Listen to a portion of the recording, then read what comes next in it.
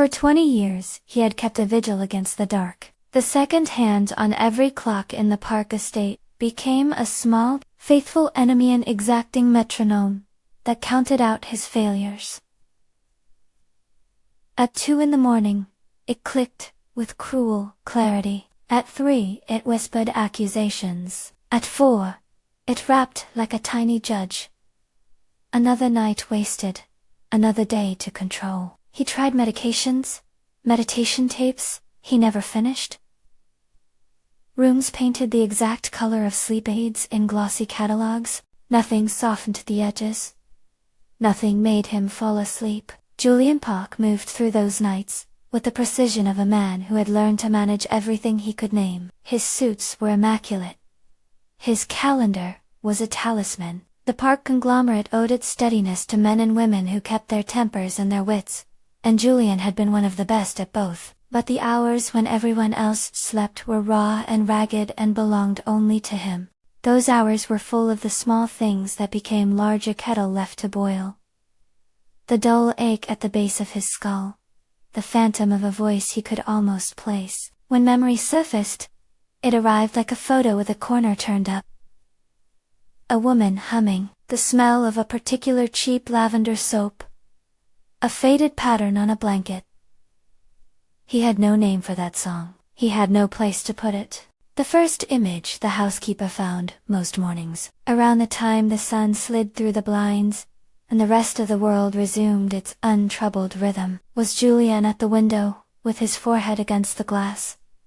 He didn't stare out. He didn't look for anything. He simply stood there as if looking could make the night come back and, with it, something he'd lost but couldn't find on purpose.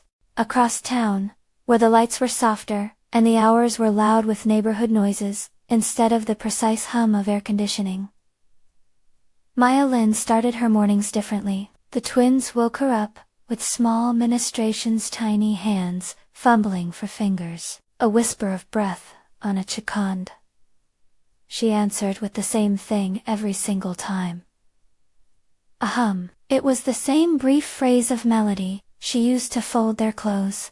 It was the same shape of sound she used to tuck the children back into bed after late coughs. The tune was modest, nothing like the composed lines of concerto, or the elaborate themes of church choir. It was a handful of notes that fit in the palm of a hand and could be carried on a tongue when the phone needed to be answered, or dinner needed to be made. Maya learned to compress the world into practical steps. Her morning list read like a battle plan.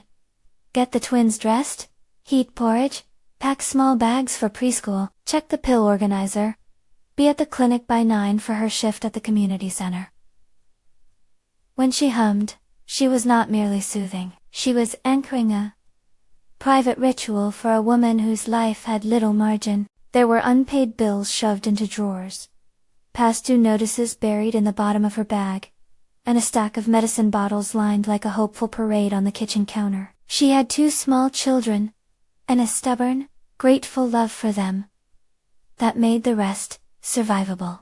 That melody threaded through the day like a seam. At the community kindergarten, where Maya volunteered 2 afternoons a week to earn a small stipend, she once sat at a tiny upright piano and played the tune so the youngest stopped crying. The melody filled the cramped room, simple and warm, and the children grew quiet as the sound settled down on their shoulders. It was the kind of song that seemed to know how to make tears peel off a face.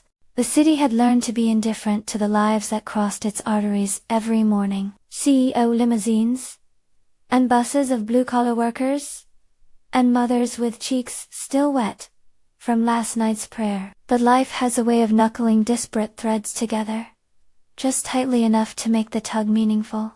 For Maya, and for Julian, the tug began as a bureaucratic friction.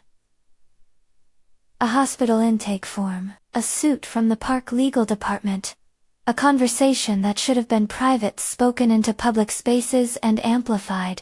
It started with one of the twins, Noah, the smaller of the 2, who had been wheeled into the emergency room on a humid afternoon, with a wheeze that answered back to nothing. The diagnosis at first was simple and obvious. A severe asthma flare triggered by an allergic reaction, At preschool, the clinic patched him with inhalers and a precise sequence of breathing exercises, and for a moment, the crisis was only the kind of thing that clinics saw every day. But the boy's lungs had been fragile for months. Some nights his chest worked too hard and left him gasping. After a week of monitoring, the pediatrician suggested more thorough testing. He said the word hereditary and vulnerability, and the word landed like clear stone, in the center of a pond. Small ripple, then growing circles of anxiety. On another plane of worry, the Park family had been living under a different strain. Evelyn Park, the family matriarch, had spent the last months wearing a new kind of urgency, as if time had turned brittle. Around the edges, family gatherings had a way of accumulating with the weight of unresolved questions. There were documents to be signed, arguments about who had the strongest claim to a fortune, and a litany of social maneuvers that made the household look like a chessboard where compassion was only sometimes allowed to move. The matriarch's obsession was not malevolence as much as hunger.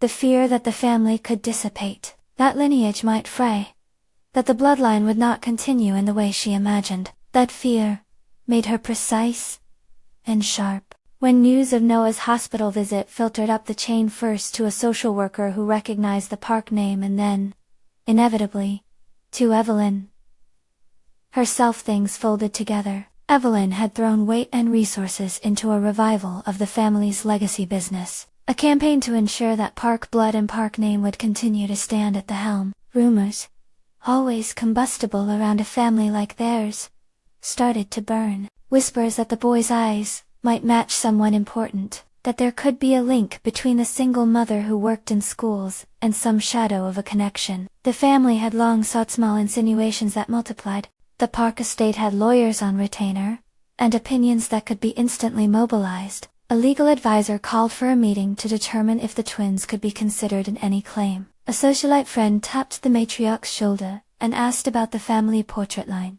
Julian, who had not slept the night before, and would not sleep the night after, was pulled into the orbit, not because he wanted to but not, because his heart quickened with interest at the thought of lineage or legacy, but because he was the one responsible for decisions. When the sun hit noon, he carried with him a strange combination of obligation and exhausted indifference. The family came first. Always. He had been raised to believe that the house's needs came before the house's feelings. "You can't let this go to the tabloids," Evelyn told him one night in the study.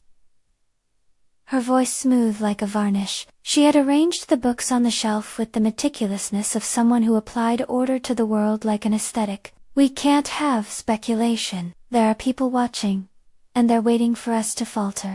Julian listened to the list of strategy points. He nodded when he had to. He performed the correct interjections: concern, decisive action, an order to the family office to open lines to the medical team.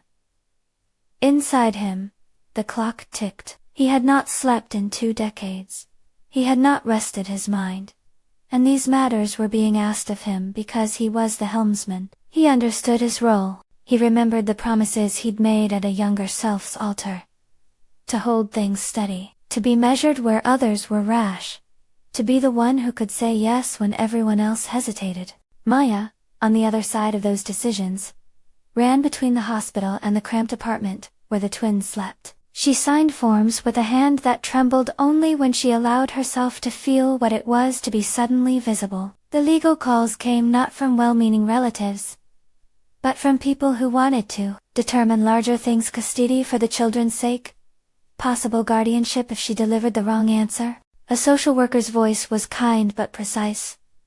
The family name had opened doors, and the system was now attentive in a way that often meant the state would step in, unless she could prove stability. "What do you want from me?" Maya asked the doctor in a half-lab, half-annoyed whisper in a corridor that smelled of bleach and low but bright worry. "Control the environment. Follow medication. We'll run genetic tests if you consent," Dr. Harris said. "Practical and steady. There are many causes for your son's asthma. Some are hereditary, some environmental. We need to understand, but the immediate team is with him. He'll be okay for now. The tests were inevitable and reasonable. They arrived in neat tubes and sterile little envelopes, and they produced anxious waits that carved away at sleep for everyone involved. Maya consented, because she wanted clarity. Julian authorized his own tests at the insistence of his lawyers, because a photograph in the wrong place could prompt an avalanche. The world had become an ecosystem of forms and signatures and the currency of proof, but no envelope could guarantee safety at night. No legal position could quiet the sound of a child coughing in the dark. The lullaby began its slow migration outward from Maya's life. The day someone put the twins into a shared small play at the kindergarten. It was an ordinary day at the school. Paper decorations, juice boxers, a teacher with patience stretched thin. The twins were unusually wound, because the night before had been difficult. Maya sat at the back, hands in her lap, and when the commotion swelled she rose and moved to a tiny piano nobody expected to produce anything grand. She played the tune without ceremony. The hall fell into a hush. The song settled like a warm coin into the palms of the children's hands, and for a glorious 5 minutes, the room recognized that a small, private melody had the power to make chaos quiet. No one in Julian's world knew yet that the song existed. His nights were loud with the static of insomnia, the precise notes he couldn't hear, but that hummed at the back of his mind like an unanswered phone call. Once, in a meeting with the board, his attention slipped. For a second he heard real and ridiculous the same 3-note interval he would later learn Maya sang as a hinge. He glanced, distracted, at the wall clock, and then blamed exhaustion. He drank another shot of espresso, and returned to the numbers. No one commented. No one noticed that a faraway lullaby had touched his ear like a tide. As rumors about the twins' possible connections swelled, social forces gathered. Vanessa Cole, a woman whose life had been built on the architecture of social advantage, began to circulate a neat version of the story. She had a way of speaking that made falsehoods sound like charity. "We must be careful," she wrote, in a private email to the matriarch. "If there is any chance the children are connected to the park line, we need to ascertain it smartly. But if they are not, you must secure the family against exploiters. People arrive at our thresholds with song and smiles all the time." The phrase "song and smiles" was meant to sting. It was meant to reduce Maya to a conventional fantasy of cunning. It was also the kind of sentence that could be printed on the cover of a gossip column and smell of scandal for weeks. The people who trafficked in scandal did not often pay attention to things like dignity. They operated in a currency of spectacle. Maya heard the smears through social workers, and through the quiet malice of a neighbor, who leaned in with the kind of curiosity that had become an occupation. "Are they really related?" the neighbor asked, like a detective. "Do you know who the father is?" The questions were sharp, and the answers were softer. Maya spoke of where she worked, of the men who passed through her life, like weather, of a short affair, or an absent partner. She said as much as she needed, and no more. She refused to be owned by speculation. There were procedural things to do and little acts of courage to be made. She needed to show that the children were provided for. She needed medical records and receipts. She needed to find a lawyer who worked on payment plans. She learned patience, and the pointing sensation of being watched by people who had the power to decide a small life with the detached efficiency of audit staff. The world she navigated was not one where sympathy often arrived without strings. Julian, for his part, moved through the family dramas like a man walking through fog, while wearing a harness. He was not cruel by instinct. He had been raised on the belief that decisions needed to be made without sentimental entanglement. Yet something in the way Maya carried herself, the neatness of the way she folded the twins' shirts, the quick intelligence in her eyes decided some small part of him. That part was tired enough to be tender. He saw in her the same kind of persevering economy he had enforced on himself for 20 years. Small rituals, fierce practicality, but he had not been taught to allow himself tender parts. He buried them under the work.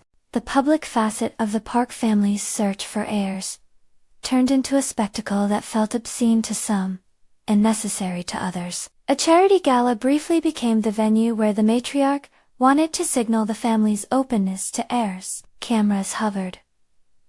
Invitations became instruments of social triage. In an op-ed, a conservative columnist praised the Park family for their transparent policies about lineage.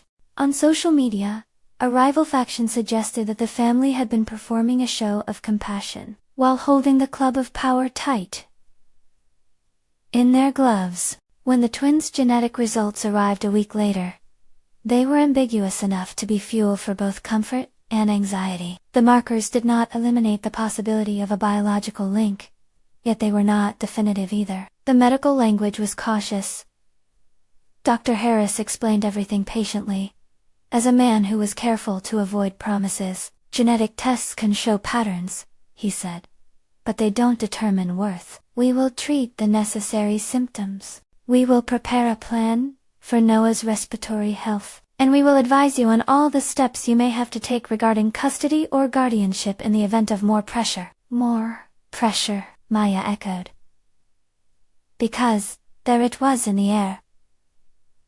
The people who would prefer paperwork to warmth. Legal channels exist, Dr. Harris said, and his voice conveyed neither condemnation nor justice, but the simple truth that institutions move in the language of forms. If the Park family chooses to act in the children's interest, they have options. If they choose to act otherwise, there'll be processes to follow. But I'm a doctor. Right now, I care for this child. The child Noah was small and stubborn and, in his quiet way, seemed to study people as if he expected them to be unfamiliar objects. He liked small things. Buttons. The way light flattened on the windowsill. How the kitchen smelled when Maya made rice. At night he coughed, sometimes, and Maya would sit with him on the edge of the bed and hum until the tremor in his chest loosened. The melody became their private medicine, not a pharmacological cure, but an emotional anchor that slowed panic. It rearranged breath. It made the dark less sharp. By now the lullaby had become a motif that appeared in 2 places and began to be noticed with increasing frequency. At home, it was a rhythmic pulse in the routine of survival. In the kindergarten, it had proven its power to soothe an entire room. The melody traveled further the day a neighbor, outraged by the Park family's legal maneuvers, took to video at a community meeting and captured Maya comforting the children with the hum. The clip went a little way in local groups and, like a stone skimmed into still water, sent rings outward. Julian found himself on the receiving end of those rings. He saw the video because someone in the family office forwarded it under the heading Public Relations Issue, and he watched the short clip with the same mechanical attention he had kept for 20 years. He told himself he watched because he had to make a decision about what the family would do. And yet, as the small melody unfurled in the video, behind Maya's gnarled hands and the soft face of the child, something shifted inside him. The sound triggered an image he could not place. A house with creaky stairs. A faraway light. A small woman at the foot of a bed humming the same pattern. He blinked hard, and tried to tether the image to a fact. It would not come. That night, he didn't sleep because of the video. He didn't sleep because he couldn't reconcile 2 shameful truths. That he was powerfully privileged and poorly equipped to enter the tender parts of life, and that a small melody in a low voice could contain something wild and unquantifiable, something the big money had failed to buy. He replayed the clip until the melody lodged in his head like a small nail. The boards of his memory creaked. The matriarch, sensing the hairs that stood up on the family line, escalated. She arranged a quiet dinner, where legal counsel would be present, where Julian would be asked to assent to certain measures. She proposed a tentative plan. Temporary guardianship assessments to be commenced, and the establishment of a family fund to test the children's medical needs. In public, it could be framed as generosity. In private, it was a means of control. We must do what is best for the children and for the family's legacy, Evelyn told him with the kind of firmness that had made her formidable at every table since she first took charge. Julian agreed to the assessments because he always agreed to what needed to be contained. He moved through his checklist of signatures and orders. He signed an authorization for the hospital to coordinate with the estate's legal team. He told the family office to be gentle. He told himself not to feel anything. Maya felt the pressure narrowing around her like a pair of hands, with bills piling and with the family's influence pressing on both social and bureaucratic valves. She began to make choices that felt like survival. She hired a part-time paralegal, whom a neighbor recommended at a discount. She accepted help when it arrived food parcels left anonymously at the building entrance, a small envelope of cash from a friend who had once been helped by the same community program she now worked at. She refused offers of long-term security from men who seemed poised to use the twins as props in their own redemption stories. Maya kept the tune in her mouth and the plan in her pocket. The nights were getting shorter in different ways. Julian's were still long and bristling with wakefulness. Maya's was short because a child needed another nebulizer treatment and a phone call to the clinic. The distance between the two rhythms formed a new geography in the city. And in that map, a channel soon opened, unexpected and necessary. The channel arrived in the hospital's third-floor pediatric wing on an early autumn night. There had been a storm that day, a wind that made the city smell like damp leaves and rain-swept iron. The twins' coughs had returned, more severe and more defined. The inhaler had been helpful, but after an hour of restlessness, the emergency team decided to keep Noah overnight for observation. Maya, exhausted and terrified, sat in the plastic chair and hummed the short tune over and over, as if repetition could keep the world from moving too fast. The lullaby was a lifeline. It was also a sort of prayer folded into rhythm. The hospital wing was quieter at midnight. The night nurse checked monitors and moved with the gentle, trained economy of someone who had seen panic and had learned to compress it into small tasks. Machines hummed legalistic and honest notes. A clock on the nurse's station counted minutes with impartial authority. Julian had come to the hospital that night for reasons that were not purely personal. He had answered a call about the family's obligations and the possible public implications, but he had also, without being aware of it, come because the city had been turning inside him and the push to check the world had become an ache. He found himself in the hall on the third floor with his coat wrapped tight around him against a draft that smelled faintly of antiseptic and lemon. He heard the melody before he saw its source. It was thin at first, a thread of sound under the clinical chorus of beeping monitors and hushed voices. Julian paused like a man who had found the shape of a memory and was trying to see how it fit. The tune was the same one from the kindergarten video, and from the late-night footage he'd replayed in the lonely glow of his screen. It traveled on the air through the open door of a small patient room. And for the first time in 2 decades, it did not irritate him or keep him alert. It did something else entirely. It steadied him. He leaned against the wall and let the melody land against his ribs. The humming was human, patient, and unadorned. Maya's voice filled the small room as she sat by Noah's bed. The 2 other children, Lila and a tiny friend, curled beneath blankets that smelled faintly of home. The song had sunk into the atmosphere of the place and had already started to do the simple work it always did.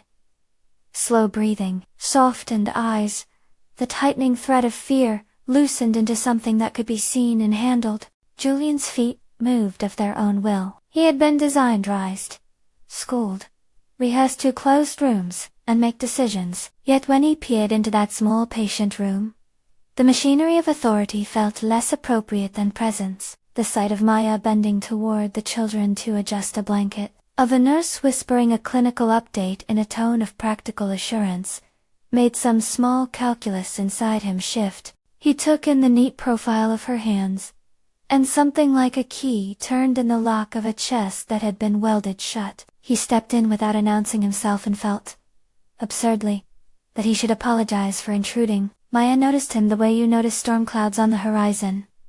With a quick calculation of shelter and danger, she straightened slightly, protective as a reed that knows how to bend. "You shouldn't be here," she said softly, because the family name in that ward was a risk, like any other risk. He could order this ward closed. He could command the best care, or he could simply take his place as witness to what was happening to people on different rungs of the same ladder, staring at the same moment. "I'm here to make sure things are handled," he said. His voice was the voice he used at meetings, the voice that could pronounce verdicts and sign checks. "I don't need a guardian," Maya replied. "I need a doctor and my son." It was not a challenge so much as a small classification of truth. They stood in the soft light of the hospital room, while the melody curled the air. Around them the hospital moved like an organism in which other lives slipped into and out of being. The lullaby pulsed gently, and with it, something in Julian unclenched. He felt the edges of a memory reach toward him, and then withdraw. He did not know the memory. Not yet. But the sense of it had a weight he had not felt for years, a weight that was in fact relief. When he left that room he walked in a different kind of silence. The melody had not done anything miraculous in the medical sense. Noah was still under observation, and would remain so until the doctors felt confident in his breathing. Dr. Harris met him at the nurse's station, and answered his clinical questions with the same clear honesty he used with every worried parent. "He's stable," the doctor said. "We'll keep him for observation, and run additional tests where necessary. If the family wants to help financially with follow-ups, it's of course appreciated, but that's separate from his care." Julian nodded and felt the peculiarness of the evening like a bruise.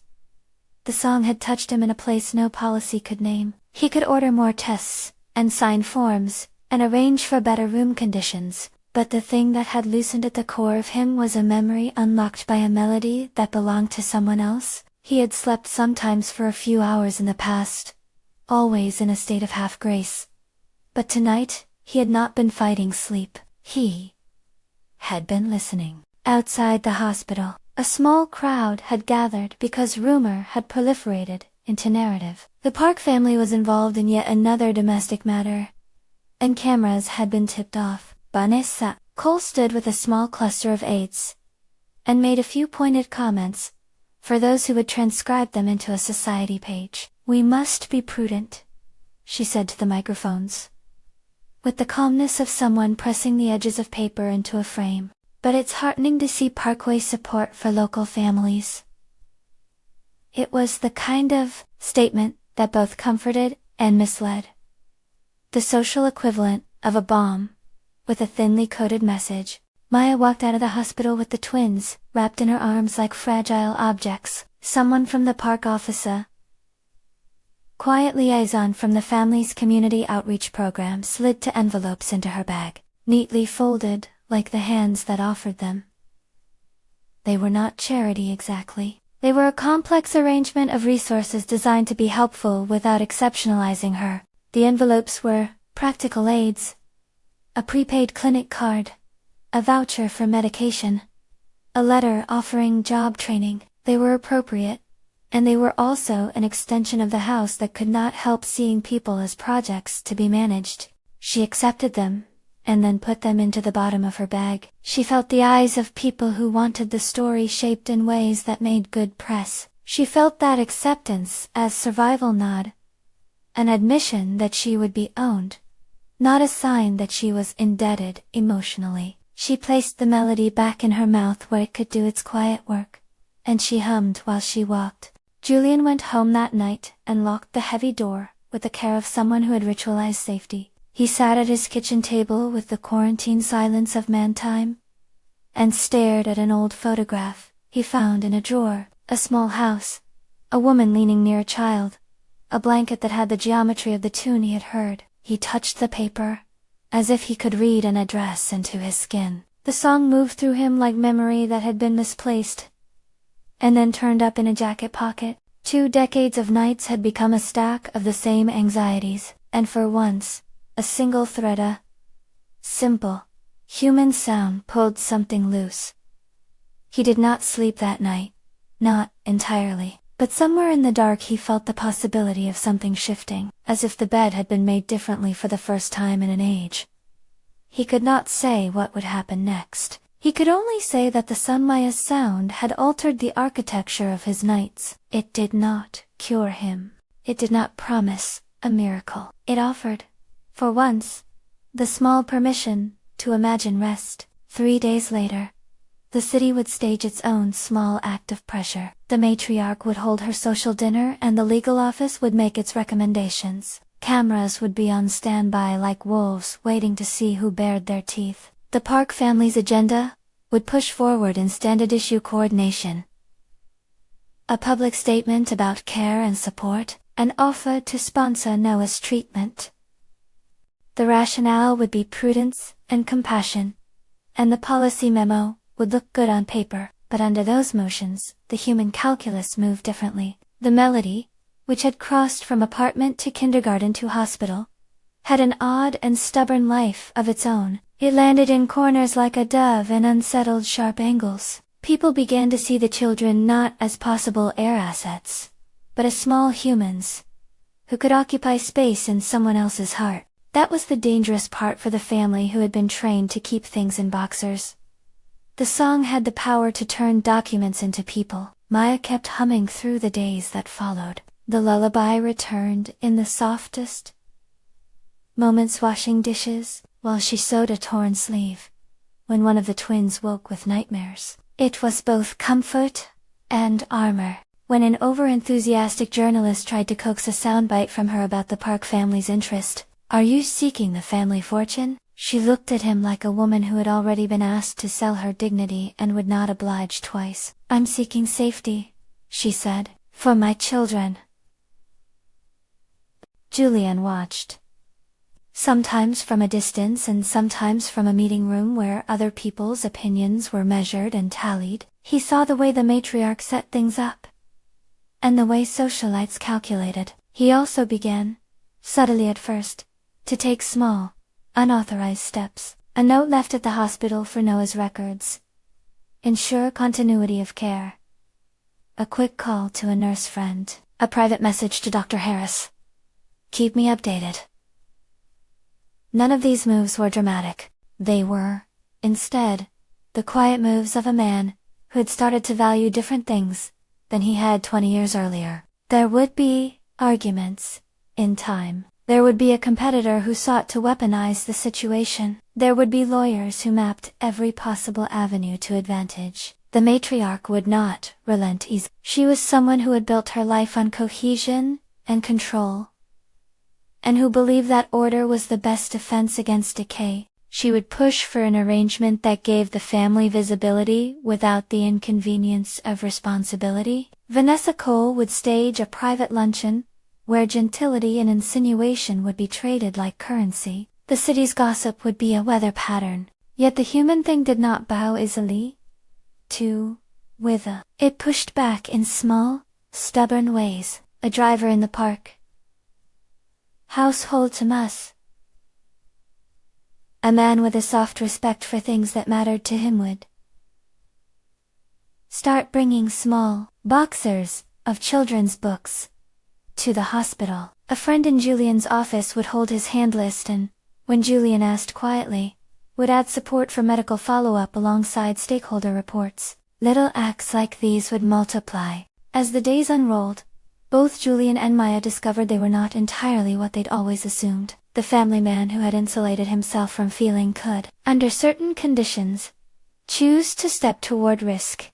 If the risk involves someone's small life, the single mother who had constrained herself into silence could, under pressure, insist on being seen and heard. The lullaby hummed on, as if it had its own will. It was sung in private to sleepers who trusted it, and to outsiders who needed it at the last minute. It seemed to move through the world, like an informal blessing, no pedigree, no schedule. And then, one late night several nights after Julian had first heard it in the hospital, Corridor's situation escalated in a way that would bring the two paths nearly to their crossing point. The twins' condition, flagged as precarious by the pediatric team, showed a troubling symptom that worried the doctors. A pattern of breath that suggested more than an ordinary asthma flare. Overnight observation had borne no immediate catastrophe, but the staff recommended a deeper evaluation. An imaging appointment scheduled for dawn that could reveal whether there was an underlying congenital condition that needed a winter of careful medicine.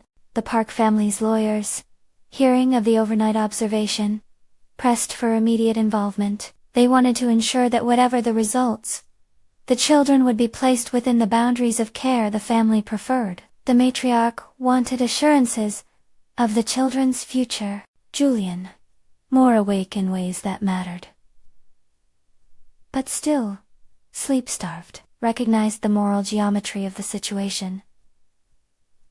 The family could do immense good if they chose to, or they could handle the matter in a way that preserved image over substance. That night the hospital felt like the pause before something major happened.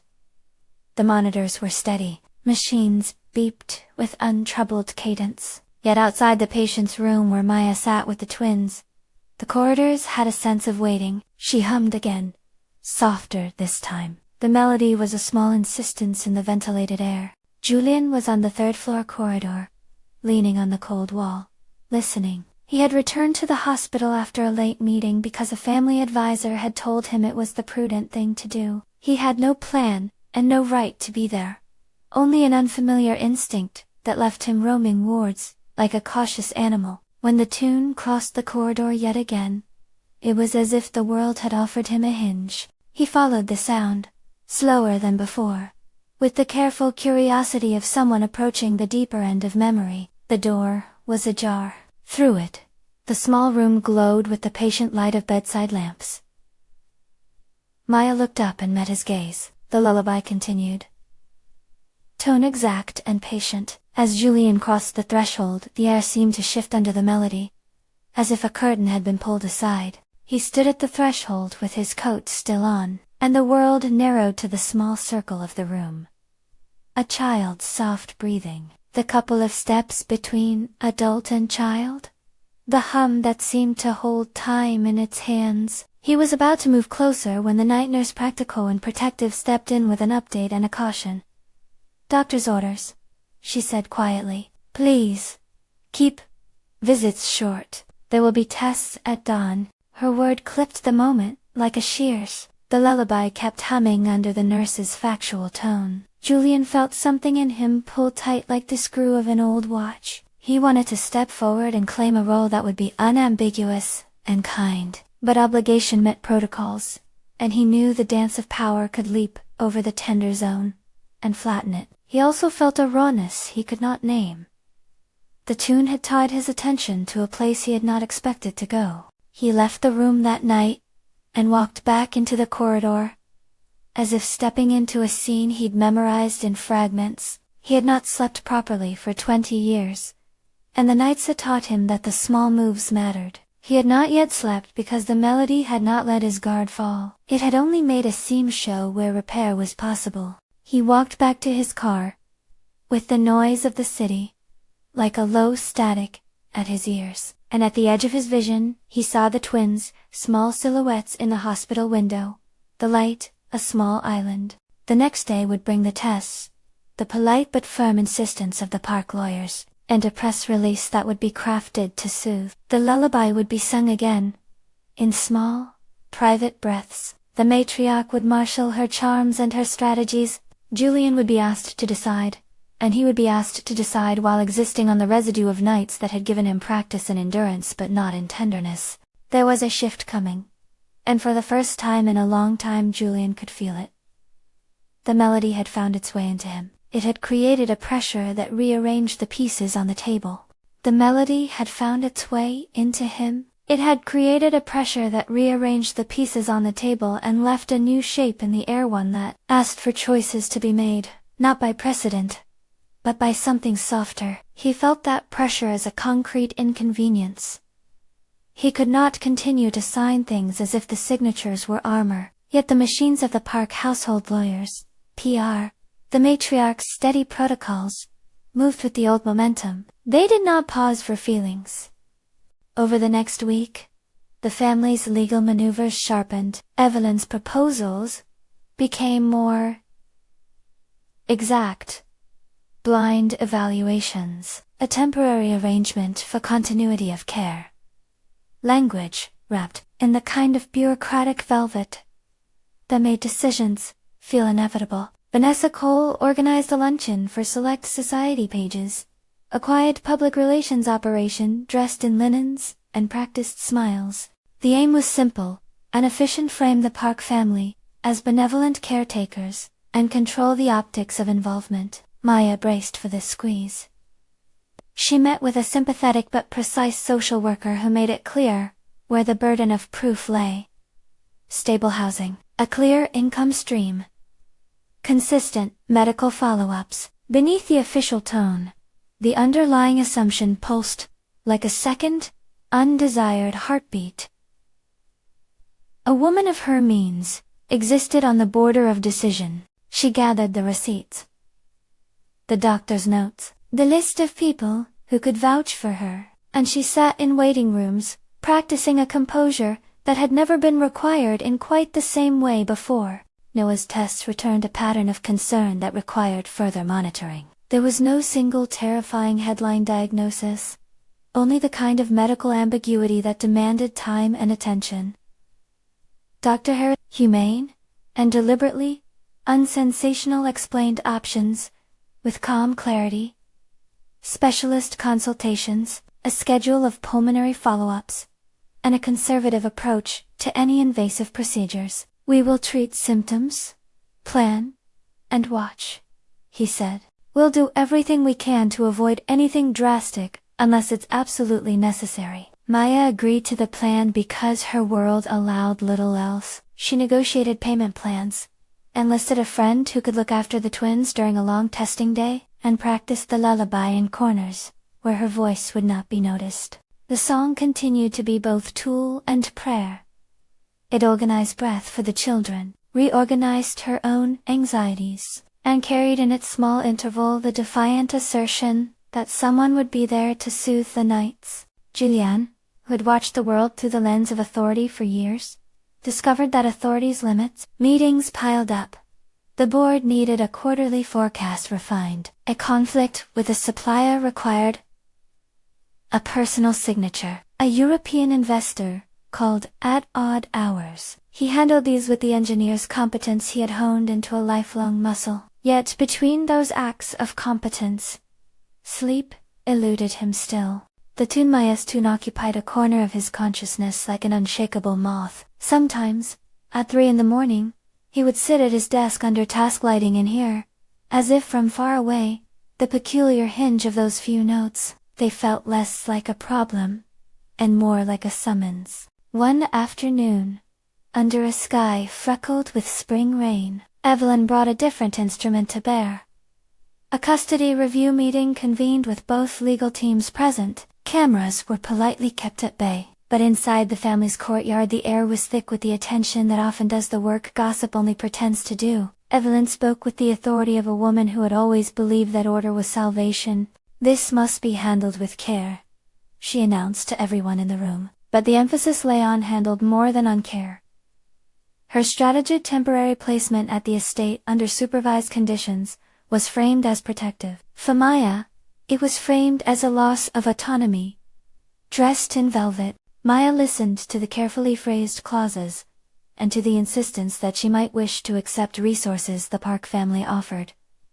Pride pitched itself against need. She had learned to be practical in every particular of life. Pride was a luxury she could not afford when it came to her children's health. When she asked for small, ordinary time to weigh options, that request felt like a fragile thing. There were supportive faces in the room and watchful ones. Not everyone who had influence wished to see her diminished, but systems tend to slide toward outside the meeting.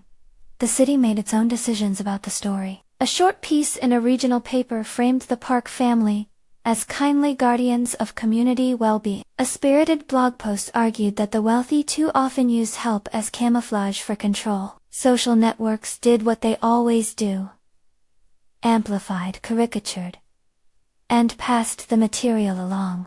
The video of Maya at the kindergarten reappeared in new contexts, now threaded into chatty comment sections that ranged from crude suspicion to unexpected sympathy. The strain mounted like weather. The twins' coughs persisted in small, irregular crescendos. Maya's landlord whispered that he needed the apartment kept up or else he'd have to sell the lease. A neighbor hinted that being visible in the Park family's orbit might bring trouble. Small acts multiplied. The driver Tomas left a bag of oranges at Maya's door. A nurse who had ceased to be merely professional stayed a little longer at a bedside, offering the kind of practical counsel that felt like a hand on a shoulder. These were the kinds of kindness no PR consultant could schedule. Julian, meanwhile, found himself moving through customary defenses and discovering fissures. A boardroom debate about divestment took him through a familiar catalog of spreadsheets and tactical memos. But then, between his pen and an annotated document, he felt the human steer him. An unbidden desire not to be the instrument of harm. Even if the harm was only the slow displacement of a small woman with 2 children from their fragile hold on life, he had not been a tender man by design. His tenderness had been disciplined into neat compartments. The lullaby, and the way it had broken into his habitual nights, had loosened the seams around one of those compartments. There was a night that crystallized the axis of the entire affair. A neighbor called the clinic in the raw state of mid-afternoon to report that Noah's breathing had grown worse in the humid heat. He had a fever layered over the wheeze, and the hospital's triage team moved with practiced speed. By evening, the pediatric team decided an imaging test needed to be done immediately to rule out anything structural. The impression was unsettling enough to press families into immediate choices. In a private note, the doctor explained that while urgent surgery was not pending, the timeline had condensed. Decisions would be required at dawn, and whoever represented the children at that hour would matter. Maya drove to the hospital with the twins strapped in, and the engine of her little car $. No need to include cajoling, like a small animal. Note: keep natural flow, disregard the placeholder. She walked with the tightness of someone carrying too many facts at once. The schedule of tests, a list of people who might testify to their stability, her landlord's phone number, and a quiet, stubborn determination not to hand her children over to another set of rules without seeing clear benefit. She sat in the corridor and hummed the lullaby in soft, steady loops while Noah dozed fitfully with edges of fever around his face. By midnight, a decision had to be made about where the children would stay for the immediate overnight observation. With Maya, at a local family room and arrangement, the hospital could manage, and that allowed her to remain a constant present or accepted into a park-sponsored suite. At the family's guest wing, with medical staff and resources availed by the estate, the latter option promised immediate access to certain specialists the park account could secure at a moment's notice. The former, guaranteed parental presence. When the proposal reached Maya in the quiet hours, she refused for reasons that were both practical and instinctive. The park estate, she feared, would render her less than, repositioning her as a beneficiary under the gaze of others. It wasn't that she believed the Park family intended harm. Some of them genuinely wanted to help, put someone else's help often carried strings. And yet when the pediatrician looked at her and said, in a soft, steady voice, "If the Park suite gives us quick access to a specialist at dawn, it will reduce delay," her practical brain began recalculating. Julian was in the hospital that night again, for reasons he would have called public duty, but which had, with embarrassing honesty, become something less pinned and more private. He had started leaving notes in the hospital's staff office, ensure follow-ups, and these small acts had become the way he navigated an old house of feelings. He had not planned to be present for the choice. He had meant only to sign off on logistic supports. But when he heard that the option existed to keep the twins at the Park suite, a complicated chord of possibility thrummed in him. Part of him imagined the security, another part, the containment. He thought of the lullaby again, and found himself willing to risk practical entanglement, if it meant some small relief for small lungs. It was actually Evelyn who intervened. Her tone calibrated to convey magnanimity. She offered the suite with a phrase calculated to charm. "For as long as it takes." Maya, jaw set and vulnerable, paused. She glanced at the sleeping child's face, a small line of breath under fever. The pale skin, then at Julian, whose presence, though passive, had become a strange, steadying shore. "Only for observation," Julian said, his voice low and steady, in a way that surprised him. "Only as long as the doctors recommend. And the mother will be with them the whole time." The stipulation was simple and vital. Maya agreed on the condition that she would sleep in the same suite, remain in the same room, and be included in every decision. Evelyn reluctantly assented. The optics would remain tidy, and the family would be able to demonstrate care. The arrangement carried the double advantage of medical expedience and public relations. The Park family could be a resource and a steward at once. That night, the Park guest wing took on the soft aura of a place where nothing important would be decided without an adult's watchful heart in the next room. Maya settled the twins among plush but inoffensive tucked Noah under a blanket that smelled faintly of a linen service, and hummed the lullaby as she always did. The notes seemed louder in the expensive hush. Perhaps the careful acoustics of the suite made the small melody travel in a different way. Julian lingered in the doorway, not for posture, but because he felt an odd gravity pulling him toward proximity. The house had, for years, taught him to be distant while remaining present. That night, it taught him something different. Intimacy could be a kind of action. He sat on a chair, a respectful distance from the bed, and listened as the tune moved through Maya's mouth. It was the same melody he had heard at the hospital a week before, at the kindergarten before that, and somehow, impossibly, in a photograph in the back of one of his old drawers, an image he had touched and not named. He thought of a woman in that photograph, of a house where light pooled on the floorboards, of a scent of cheap lavender soap, and a blanket folded at the foot of a bed. He thought of the small, persistent ache that had willfully kept him upright at night for 20 years. This night, pressure and fatigue made a delicate breach. He felt the dam inside him, built of long habits and corporate responsibilities, shift by imperceptible degrees. The lullaby, sung in the low and honest register of a woman who had learned to make life small and bearable, opened a room he had kept locked. It was not an immediate catharsis. His memories did not tumble like dominoes. Instead, they arrived as a precise sequence of small revelations. A hidden corner of childhood that included a woman humming as she cradled a child, a regret that his adult decisions had sometimes sealed soft doors instead of opening them, a recognition that gentleness had never been part of his strategy. He found his eyes closing like a cat's. He told himself he would not sleep, that sleep was an indulgence, and indulgence a dangerous luxury. Yet his muscles uncurled. The clock on the suite's mantel clicked its seconds without accusation. He drifted. It was emotion so subtle at first, he might have missed it. The breath that had been taught for decades, loosened in a way that felt very much like forgiveness, neither theatrical nor complete, but a practical, usable easing.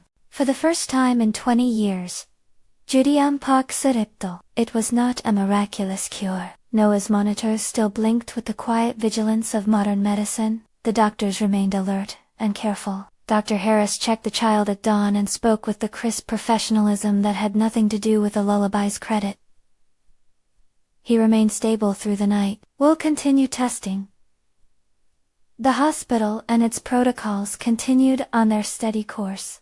The difference was that, while the instruments did their mechanical work, a human vessel long denied rest had finally yielded to it. That sleep allowed Julian, for the first time in decades, to make decisions not from the brittle vantage of exhaustion but from a place where possibility could be weighed against consequence, with a clearer mind. When he woke, the house felt different in small ways, not because the mansion had changed but because the man who inhabited it had.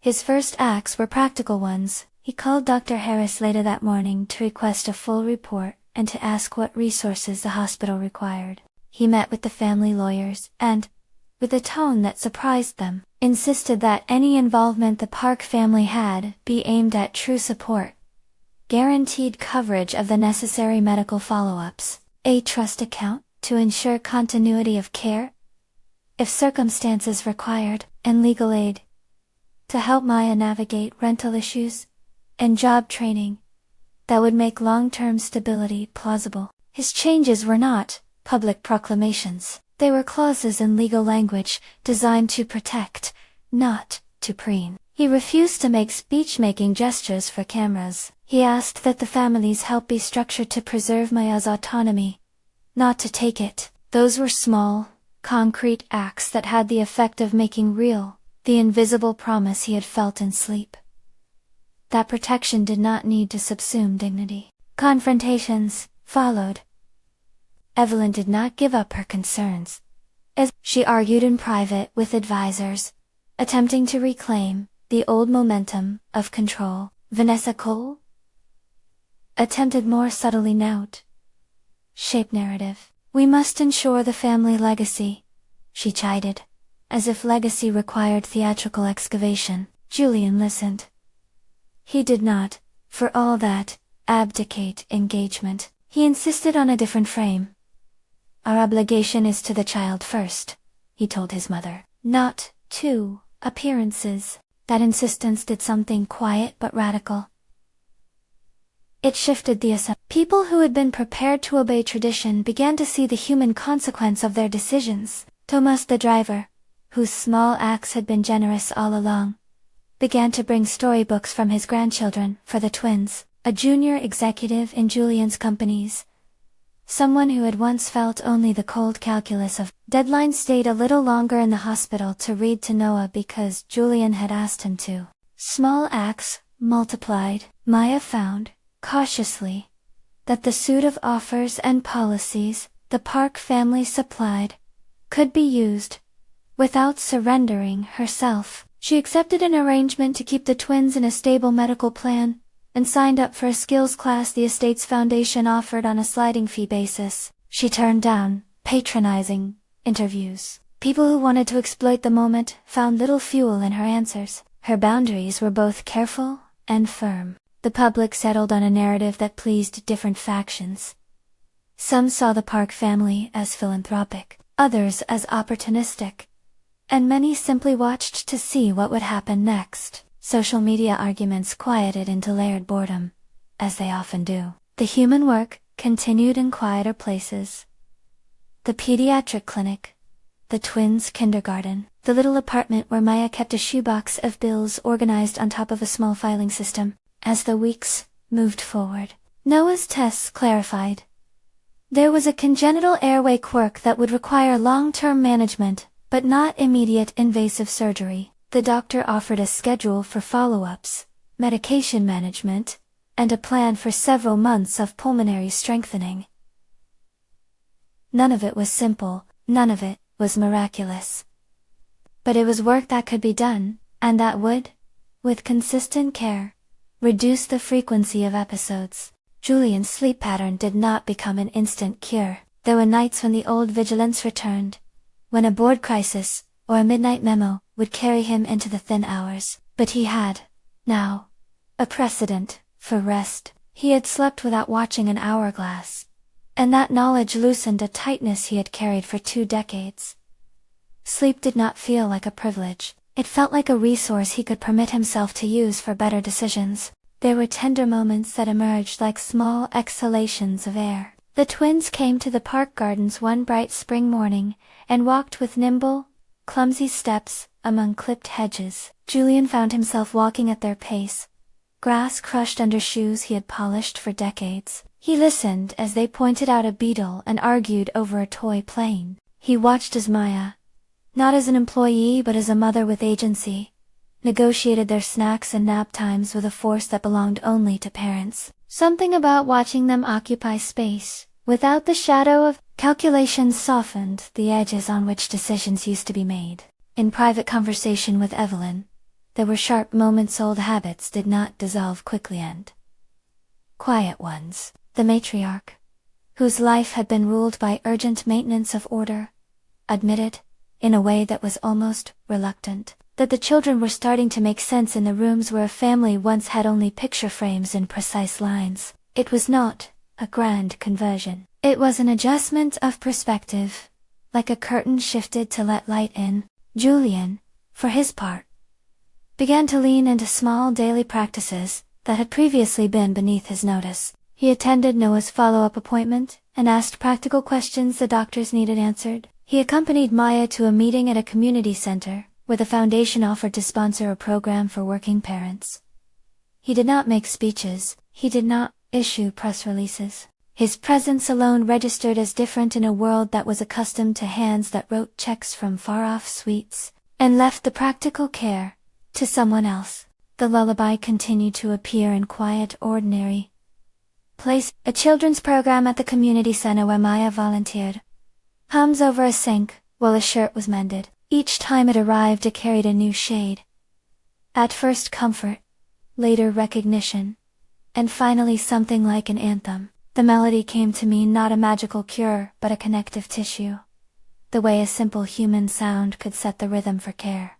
A season later there was a small celebration, in a modest community hall. A birthday party for the twins arranged by neighbors, and helped along by some of the Park household staff, who had begun to feel protective. Julian stood there off to the side, a cup in his hand, watching as the children chased each other in a cluster of adults, who had, in different ways, been encouraged to bridge a stretch that had once felt like a gulf. Maya moved through the room with the functional grace of a woman who had learned how to accept help without being owned by it. She caught Julian's eye and, without melodrama, allowed a small, wry smile to cross her face. In a quieter corner after the party ended, Julian found Maya kneeling on the floor to buckle a small shoe. The twins were busy with a paper airplane. The lullaby came from Maya's mouth as she hummed, to steady an argument over who had been first. It was an ordinary, domestic thing, the sort of small mercy that makes up ordinary life. Julian listened and felt an upwelling that did not need words. "You have a talent for making rooms quiet," he said. Maya looked up. She was tired. There were lines a week of worry and late nights had traced into her face, but there was also a look of guarded amusement. "I have a small melody," she answered. "It works, most places." He thought of the 20-year nights that had become the architecture of his life, and then of the recent stretch in which he had finally slept. "It did more than that," he said softly. "It made me listen." She tilted her head as if weighing a small truth. "Then use it well," Maya said. "Don't let it be only sympathy and press." It was not a rebuke, it was a guideline. Something practical, and necessary. How a single song had threaded through two lives, and across class lines became less important than what people did with the change. The Park family instituted a program with realistic aims. A modest fund to cover the twins' follow-up care. A partnership with the hospital that respected Maya's role as primary guardian, and an offer of job training and childcare subsidies that allowed a path to stability without humiliation. Evelyn signed the documents with the precise hands of someone who recognized that legacy could be carried out by doing useful things, not only by preserving appearances. The public release was simple and understated. The narrative that emerged was not as sensational as the tabloids might have hoped, and perhaps that was healthier. Julian changed in small, persistent ways. He organized a flexible work schedule that allowed him to be present for key medical appointments. He paid for a child's therapy plan without framing it as charity. He trained his staff to treat Maya, not as a case file, but as a partner, when it came to the twins' needs. None of these acts erased the past, or offered grand closure. They were incremental, practical demonstrations of new priorities. Maya's life shifted in ways that left her agency intact. She found a training program that fit her schedule, and began a part-time course in early childhood development, field she already moved through with natural competence. She stayed in her apartment with a renewed lease, repaired with help arranged by the trust Julian had authorized. The twins, protected by a medical plan and by their mother's determination, received consistent care. At night she hummed the lullaby because it soothed small lungs, and at the same time because she had learned that song could sometimes transport an exhausted soul to a rest that was not always available in other ways.